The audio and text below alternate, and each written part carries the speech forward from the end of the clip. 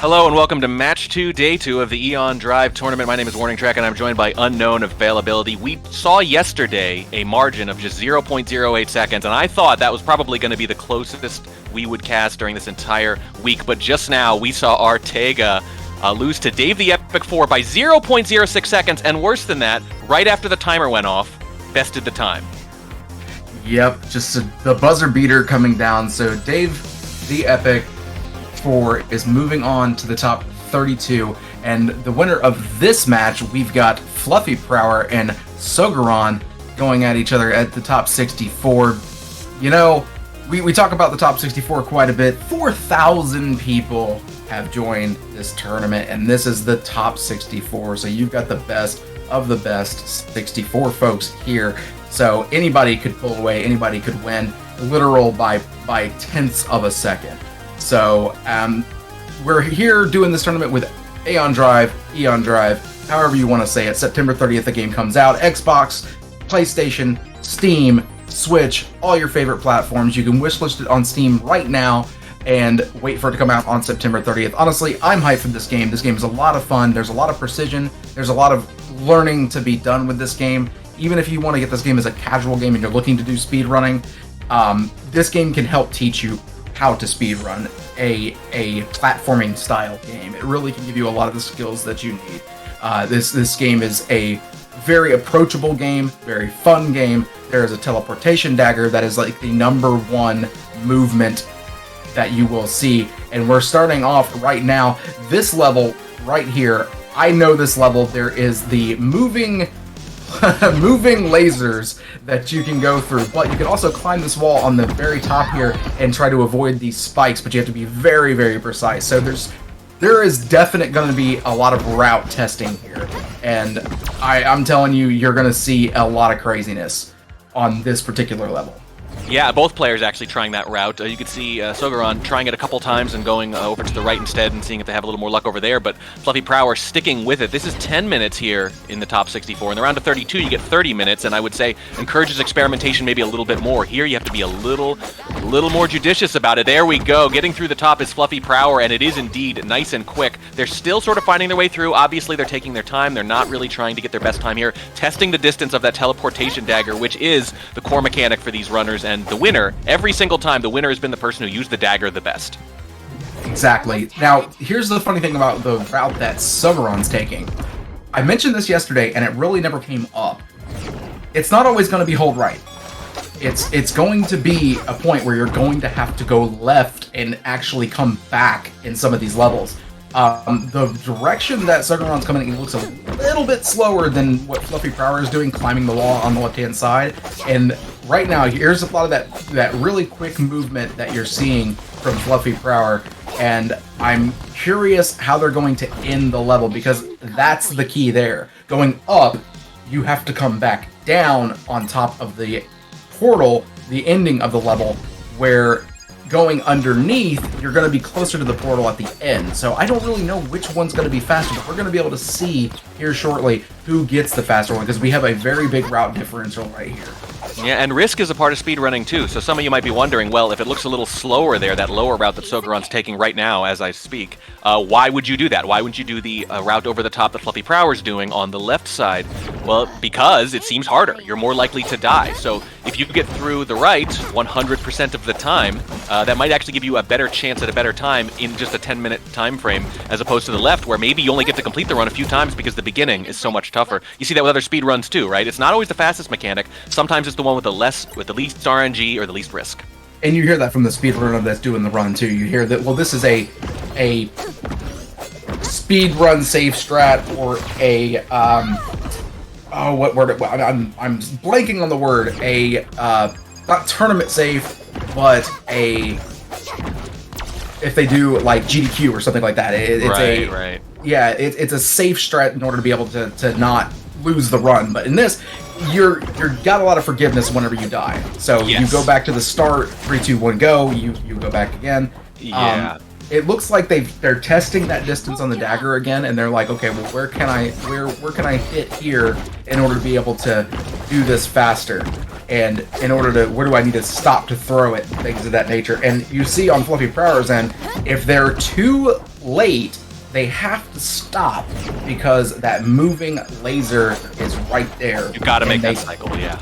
Yeah, so they have to make the first cycle on that.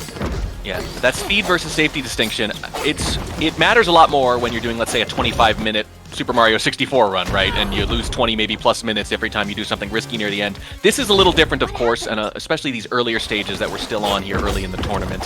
So probably you want to go for the optimal strats and don't worry about safety too much, because your best run's going to end up being, as you can see, 10 or 11 seconds, 6 or 7 on some of these other stages. But as the tournament goes on and the stages get presumably longer and more complicated, I can see safety being a bigger and bigger concern for the runners. Yeah, absolutely. And Karuzin, thank you very much. Marathon strats, marathon safe strats. There we go. Yeah. It's sprints versus marathons. That's usually the distinction. And we are still definitely in sprint mode, although you can be forgiven for saying with this game, every single stage, even the later ones, is sort of like sprint mode. It is built for speed. This is the Lamborghini of platformers.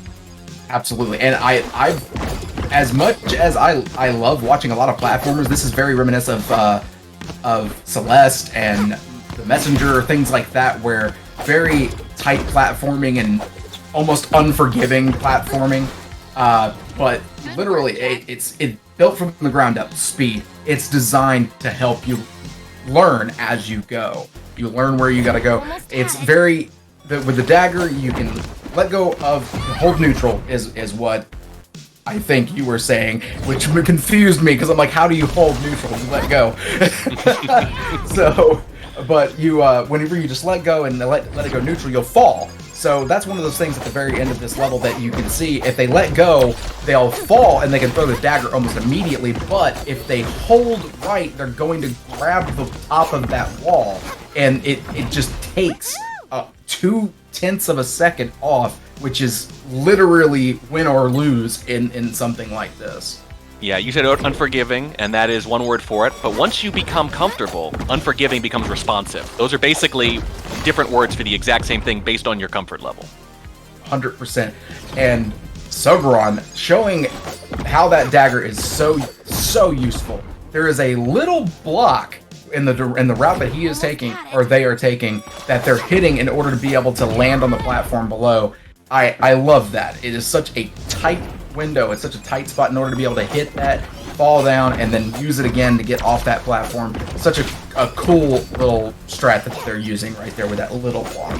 I think you're right, by the way, with the comparison. Celeste and the Messenger, art-wise, a little more Celeste. You even got the red hair by default for the character. The Messenger, on the other hand, we do have kind of a lot of ninja-like weapons. That's not a shuriken, the teleportation dagger, but it sure feels like one. I don't... I've got this vision of Ryu from Ninja Gaiden just throwing shurikens now and teleporting. And I love it. I love it. Supernatural ninjas. I love it. That's kind of what this feels like. I mean, obviously you got the person-sized sword to go with it. That's the power sword. But as you can see, the runners, when they really settle in, they're not really killing the enemies much. They are flying past them instead. The enemies are definitely an afterthought, but they are dangerous. They are very dangerous because, in particular, the flying enemies are what get them more often than not because they the players are flying. Yeah, I mean, the players are flying. I mean, it's like you need an air traffic controller here. If they're in the air, you are too, and suddenly you're in each other's pathways. By the way, Sogiran did get under that 15 they were stuck at for a long time to 12, but look at this, FluffyPrower finally broke 10 just now, 9.35, still a significant lead and just under 3 minutes left.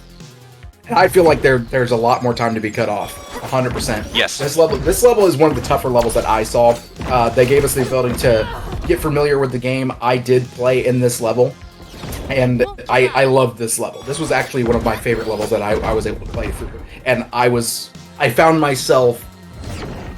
I'm not really a platform player, but I found myself trying to find the fastest strat through this level. I had a lot of fun with it. Yeah, Sogiran is, I think, missing a key little thing. The last move they can make is to fire the dagger immediately when they land. FluffyPrower has figured that out. I don't think Sogiran has. They keep trying to jump out, and it keeps messing them up, both time-wise and death-wise.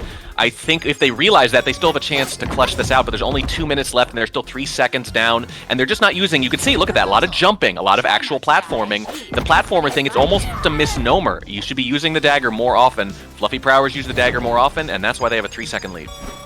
Yeah, and that's really how this game has kind of redefine what it is to platform, because you're literally platforming with this dagger.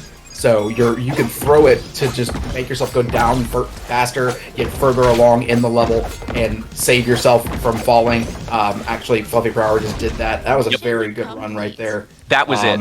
That last little dagger they did to that far wall with the laser wall coming at them. FluffyPrower's realized you can do that, Sogiran hasn't. And that's one of the reasons they have this deficit. And I will say this too, that this is the first level we've really seen a difference in routing. We've never really seen the runners take different routes. And that really does also have a big part of it too. There's no doubt that the route that FluffyPrower is taking going up that wall, it's very dangerous because those spikes are not easy to get around. You have pixels away from landing in the spikes. But it's looking like FluffyPrower is saying, well, you know what, let's go check and see what we have now. They're starting to figure out to go right, or maybe they're just dying.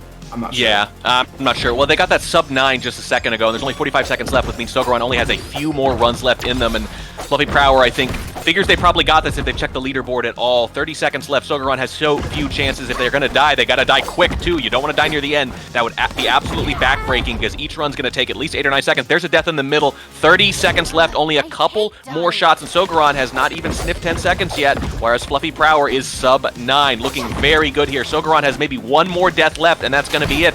This could be their second to last chance, or their last if they take too long. They do not make it through there. They have to die right now. 12 seconds. It's not going to be possible, I don't think. They're starting right here. That's going to do it. This has to be the run of their life. It has to be the run of their life. Oh, missed the first shot. Yeah, I don't even know if they would have beaten the buzzer or not. It would have been really, really close if it was perfect. It's not. FluffyPrower's, though, almost is. Sub 9 takes it down. Wow, it's going to be Dave the Epic 4 versus FluffyPrower in the round of 32. And they're going to get 30 minutes in order to be able to figure out the level that they're going in. That's going to be a very hype matchup. Stick around, folks. Once again, September 30th, Aeon or Aeon Drive. Team Aeon, Team Aeon. It doesn't matter. Put it in chat, whichever one you like. September 30th, Xbox, PlayStation, Switch, and you can wishlist it on Steam right now so you know when it comes out and you can snag this game. Very fun. Very, very cool game. Shout out to the devs. Also, shout out to our good friend Milo in the back. But stick around for Dave the Epic 4 and FluffyPrower in the top 32 match. Warning Track and I will be back in just a moment. Love you all.